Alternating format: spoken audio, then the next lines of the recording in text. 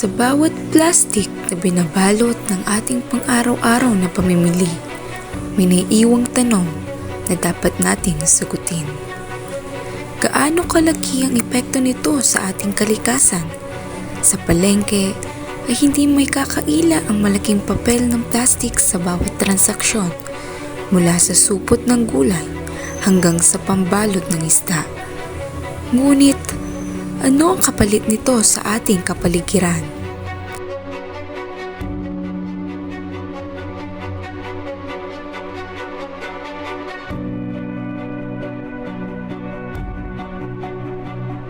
Alam ba natin kung saan napupunta ang mga plastik pagkatapos nating itapon? May sapat bang kamalayan ang mga mamimili at nagtitinda ukol sa epekto ng plastik sa ating kalikasan? Handa ba tayong gumawa ng pagbabago para mabawasan ang plastik na basura sa palengke? Huwag hayaang ang maliit na kalat tulad ng plastic bag ay magdulot ng malaking pinsala sa ating kalikasan. Dahil ang plastik na itinatapon mo ngayon ay maaaring maging problema ng susunod na henerasyon.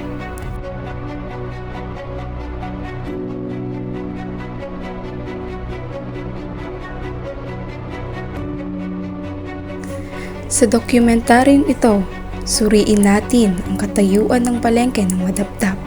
Ating tutuklasin ang epekto ng paggamit ng plastic bags sa ating kapaligiran at kung paano tayo makakahanap ng solusyon tungo sa isang malinis at mas responsableng pamayanan.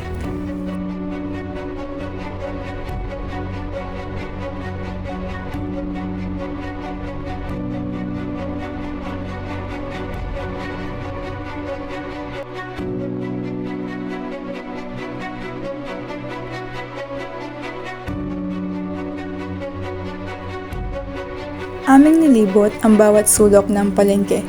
Inobserba muna namin ito at napansin namin na maraming basurang nakakalat kung saan-saan. Ngunit mas marami kaming napansin na mga plastik sa bawat sulok-sulok nito. Lalo pang dumarami pag nagsigdagsaan na ang mga taong mamimili dito.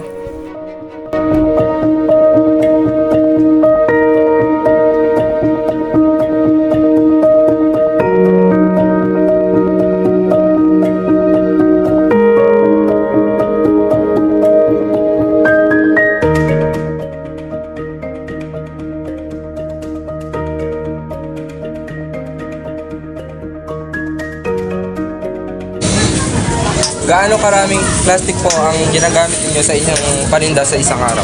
300 pieces. Ano ang alternatibo pong packaging na maaaring gamitin bukod sa plastic?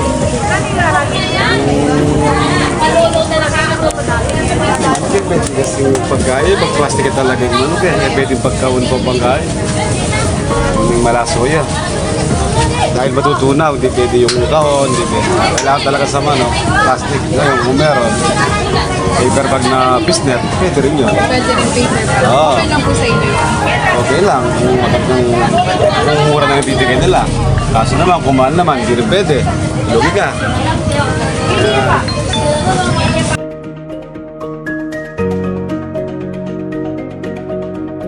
Maraming plastic ang ginagamit din sa paninda po, sa isang araw po.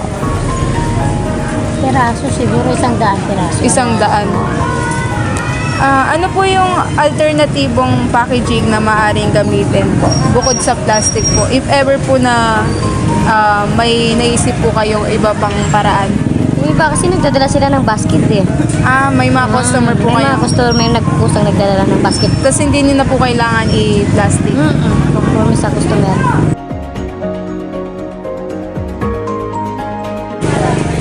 Sa inyong obserbasyon, gaano kalaki ang kontribusyon ng palengke sa plastic pollution sa inyong lugar? Siguro malaki din kasi halos plastic ang gumagana dito.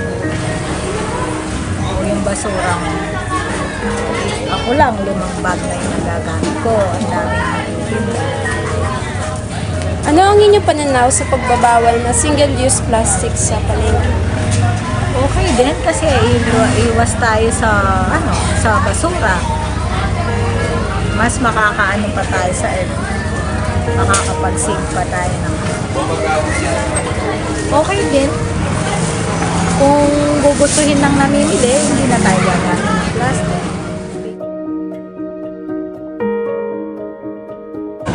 Okay lang sa inyo po kung papalitan. Kaya lang mahal yung eco bag. Sa eco bag pa lang lulugin na kami.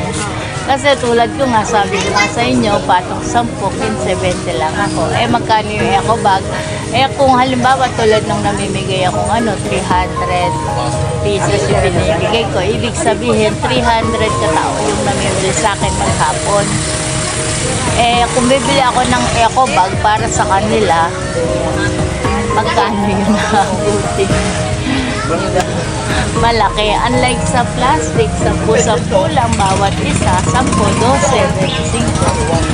Kasi na lang. Yung po, okay lang po sa inyo yung parang paper bag po? Yung parang brown yung napili. Ano yung Sa gulay. sa gulay. Mahirapan yung mga namimili. Pwede siya. Kasi tulad sa 80. Kasi tulad sa kung bibit-bitin lang nila ng ganon, ano yung ibang bibit-bitin pa nila? Hindi tulad sa plastic, kahit na 3 plastic yan o 4 na plastic, mag-ano lang dito sa mga daliri nila, kakasya na, unlike yung bibit-bitin talaga.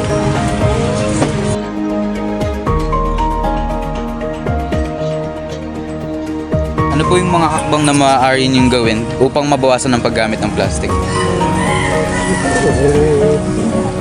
Wala namang Walang magagamit. Kung pamilya wala namang tayo magamit. Pero kung pwedeng siguro gumamit tayo ng yung papel. ay, di pwede pa. Oo. Hindi namang wet dry goods tayo. Hindi, sa akin, pwede. Pero sa mga Pwede siguro.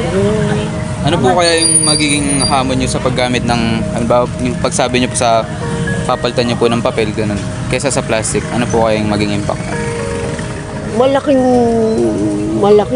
yun dahil kung pwede nga lahat na gumamit na lang ng gano'n. Kaya lang hindi pwede kasi doon sa mga wet dahil nasisira nga pagka mababasa. Depende rin po sa binibenta ko. Oo, depende. Pero kami dry goods kasi kami.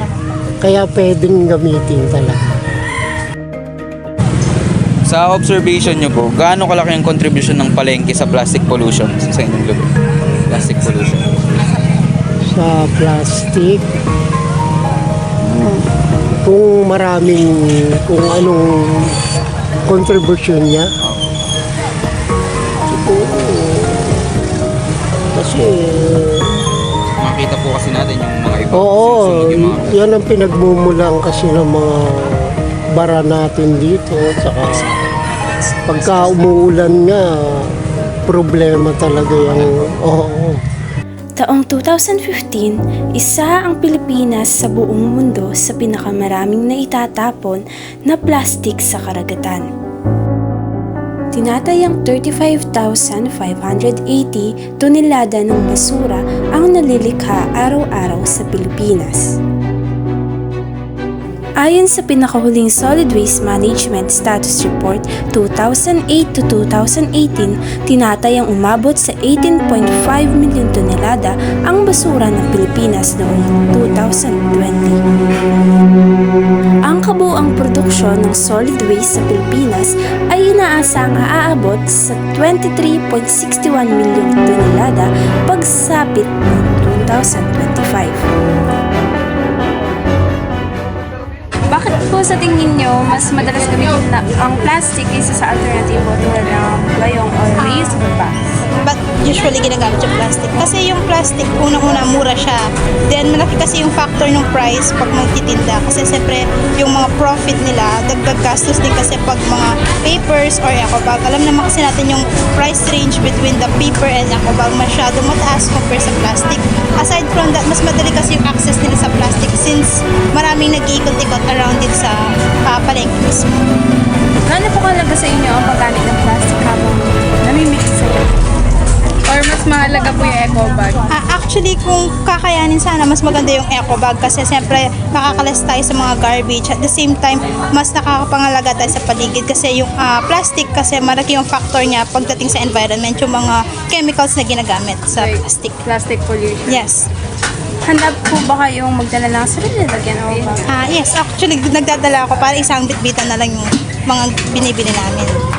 Napapansin niyo ba ang dami ng plastic waste sa inyong palengke? Ano po yung opinion niyo doon? Actually, yes. Particularly yung garbage dito. Malaki kasi yung factor niya. Unang-una, malapit tayo sa market, which is yung amoy niya, malaki yung impact. And then yung plastic, alam naman natin, is hindi siya mabilis matunaw. So therefore, mas malaki yung impact niya, particularly sa mga chemical components niya pagdating sa soil pollution, something like that.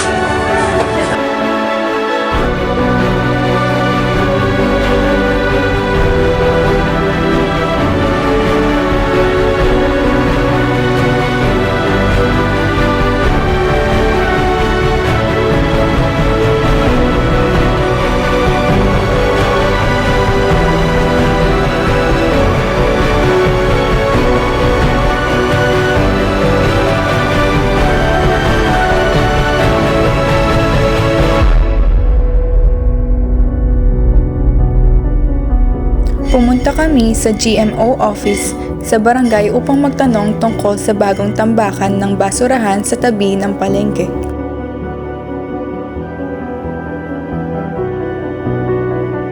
Actually kasi, dati kasi, meron tayong ano dyan, MRF.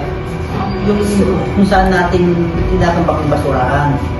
Kaso, naging problema dyan, nung natalo yung dating kapitan, pinasara niya.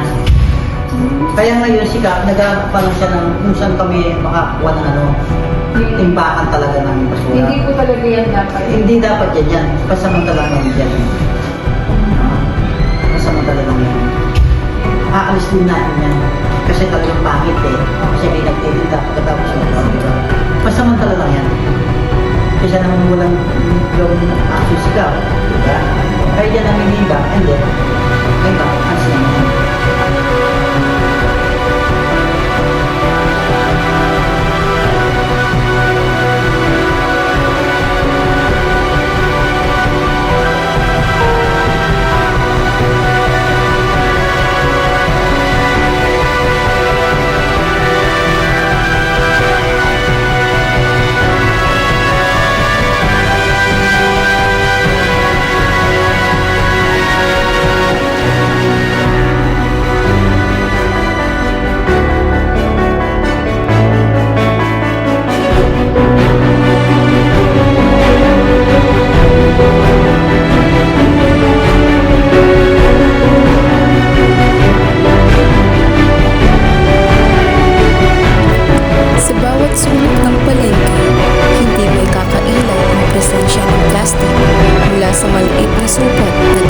prutas at gulay hanggang sa malalaking bag na hawak ng mga mamimili.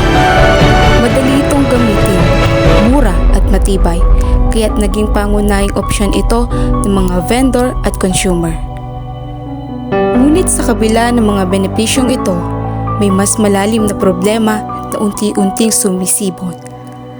Ang mga plastik na ito ay hindi madaling mabulok at madalas na nauuwi lamang sa tambakan ng basura, mga kanal o mas masahol pa sa mga karagatan.